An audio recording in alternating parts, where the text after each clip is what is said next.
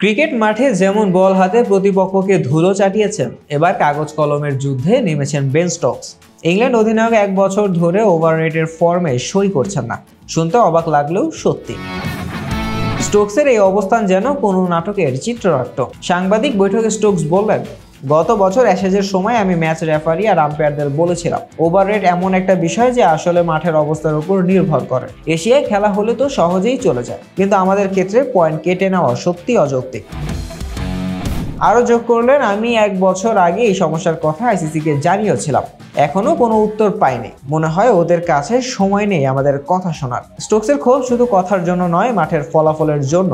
মন্থর ওভাররেটের জন্য আইসিসি ইংল্যান্ডের 22 পয়েন্ট কেটে নিয়েছে। এর ফলে ফাইনালে দৌড়ে থাকা তো দূর, তালিকার মাঝখানেও থাকা কঠিন হয়ে দাঁড়িয়েছে ইংল্যান্ডের জন্য।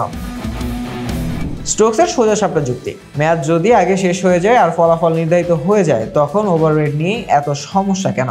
এশিয়ার মাঠেতে স্পিনারদের কারণে সহজেই চলে যায়, আর আমাদের এখানে পয়েন্ট কেটে নেয়। স্টোকসের বক্তব্য সমর্থন জানাচ্ছেন অনেকেই, কারণ ওভাররেটের আইন এমন যে মাঠের পরিস্থিতি বা কৌশলগত সিদ্ধান্তকে গুরুত্বই দেয় না।